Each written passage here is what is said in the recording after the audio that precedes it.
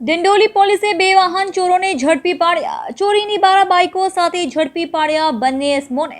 સુરત શહેરના કુલ 11 ગુનાઓ ભેદ ઉકેલાયા. ડિંડોલી, વરાછા, પાંડેસરા અને ઉધનાના બાઇક ચોરીના ભેદ ઉકેલાયા.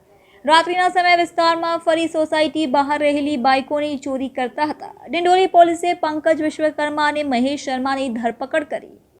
ડિંડોલી પોલીસ સ્ટેશનની સર્વેલન્સ ટીમ અને એની અન્ય સ્ટાફ દ્વારા એ બે આરોપીઓની ધરપકડ કરવામાં આવી છે, જેમાં હકીકત એ મુજબ છે કે બે આરોપીઓ, એકનું નામ પંકજ વિરેન્દ્ર વિશ્વકર્મા અને એકનું નામ પંકજ કુમાર મહેશ મિસ્ત્રી, આ બંને આરોપીઓ કૌટુંબિક શાળા બનેવી થાય છે.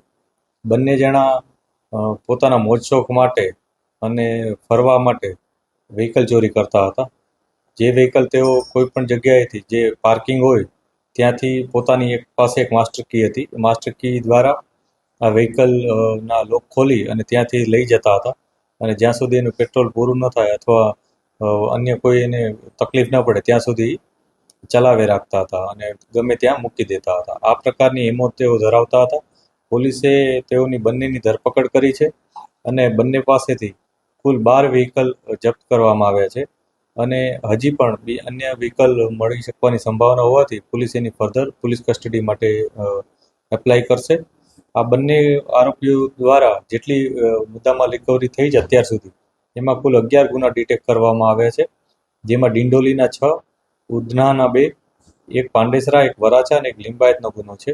આ ઉપરાંત અમે અન્ય પોલીસ સ્ટેશનનો પણ સંપર્ક કરી રહ્યા છીએ કે તેમને ત્યાં પણ આવી કોઈ બનાવ બન્યો હોય તો પોલીસ ડિંડોલી પોલીસને સંપર્ક કરે, જેથી અન્ય કોઈ ગુના હોય તો એ પણ રિકવર થઈ શકે.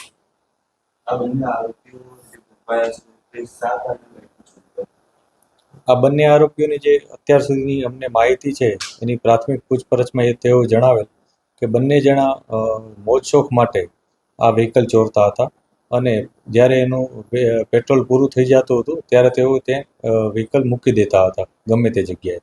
બંને જણા મિસ્ત્રી કામ કરે છે અને રાતના સમયે આવી રીતના વ્હીકલ ચોરવા માટે નીકળતા હતા.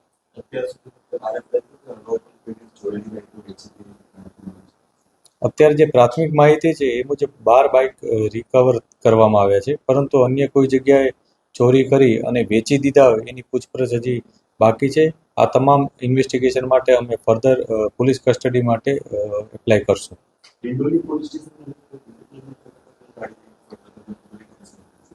ડિંડોલી પોલીસને બાતમી મળી હતી કે બે વ્યક્તિઓ ચોરી કરાયેલ વ્હીકલ દ્વારા સંતોષનગર, જે નવાગામમાં સંતોષનગર 4 રસ્તા જે નવાગામ પાસે આવેલું છે ત્યાંથી પસાર થનાર છે. આ બાતમી હકીકતને આધારે પોલીસે ત્યાં વોચ ગોઠવી હતી અને બે વ્યક્તિઓ જે બાતમી મુજબના વ્હીકલ, જે એનફિલ્ડ હતું, એમાંથી પસાર થતા હતા ત્યારે તેઓને રોકીને પૂછપરછ કરી હતી, જેમાં તેઓ કોઈ સંતોષકારક જવાબ આપી શક્યા નહોતા, તેથી પોલીસની શંકા વધુ મજબૂત થઈ હતી. ત્યારબાદ એની યુક્તિ પ્રયુક્તિથી પ્રોપર પૂછપરછ કરતા તેઓએ આ અન્ય ગુનાઓ આચરેલા હોવાનું કબૂલ કર્યું.